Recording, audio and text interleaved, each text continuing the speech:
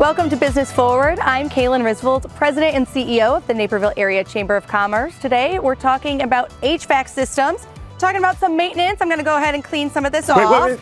Kaylin, what are you doing? Hosing down the air conditioning unit. But did we turn the power off? Good question. Do you know what? I'm glad I have an expert here. Mike is the owner of Dutchman Heating and Cooling, and now that I have an actual expert here, let's learn a little bit from you. So I've been doing this. Is this something I can do, should do, and will you help me out? Well, certainly anything that we can do, others probably can do. They just need to learn all the steps involved, right? So keeping the coils nice and clean is essential for good performance.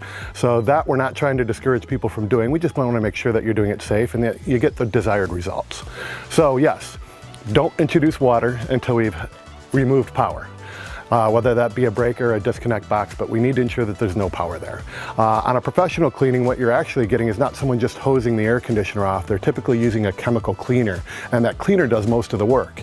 It will take the debris out of the coils so that you can simply rinse it down, and that's what makes the coils good and clean so that they get the best performance. What we're trying to do is get quality airflow through the coils. By doing so, they cool off and they can deliver a lot better temperature-wise inside. That makes sense. I mean, I've seen before, leaves or sticks in there and just taking those out. So I feel I can do some things on my own. What else can I do at home to really just make sure things are running the way they should be? Well, as much as I said that airflow is critical outside, airflow is also critical inside. So we start to worry about your filtration system and making sure that, yes, it's performing to filter all the dust and debris out, but that filter is not getting overwhelmed with that dust and debris and restricting airflow through the system. Because the airflow outside keeps this running efficiently, but we also have airflow going through the cold coil above your airflow delivery system, usually a furnace here, and that needs plenty of airflow in order to give you plenty of cooling. How often do I change my filters? Is it something that I need to, put on my calendar to schedule? How does that work? It's all dependent on what type of filter you have. As a matter of fact, we have a couple of different filtration system examples here. Oh, great.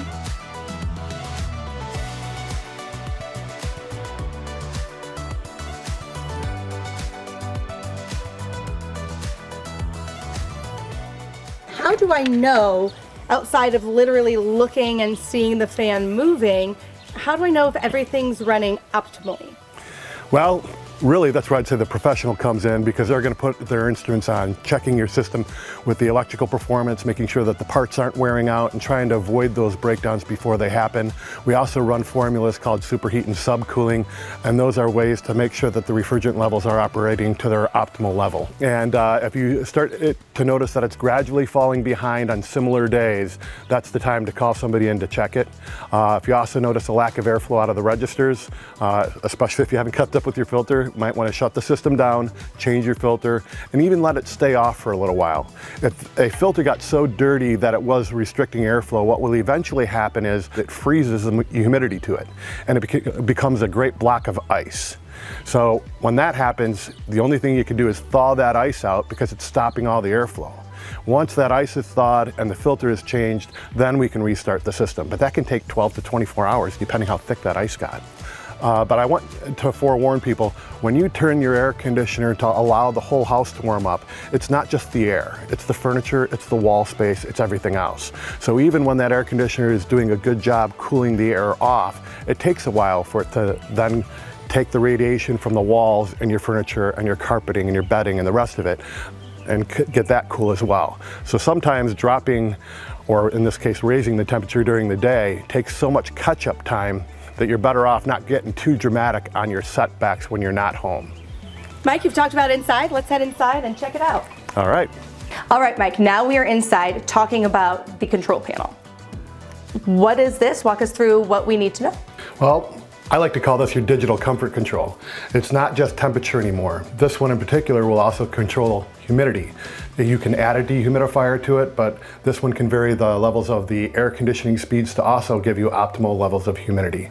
That versus programming, geofencing to tell when people are home or not, all kind of really bring it all around to the highest level of comfort you can get.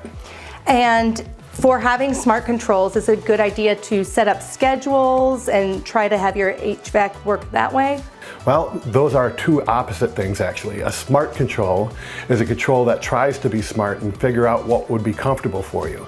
Whereas programming is realizing, I know when I want to be comfortable, I know what is comfortable, I'll just set that in there and adjust off of it when I like. We have a lot of complaints with smart controls because people don't know why it's adjusting the temperature up or down, and they think it might be their equipment problem, and they get needless service calls often just because it's telling it to be warmer in the house, and you're thinking it should be cooler. Always nice when you get to learn from the experts. Well, everything we went over was for this system and similar systems. Your system might be slightly different, so I do recommend you call your favorite professional, have them go over it in detail so that they might let you know if there's any slight variations or something that you can do better for your system for its performance. Thank you very much on those tips to stay comfortable, and thank you for joining us for Business Forward.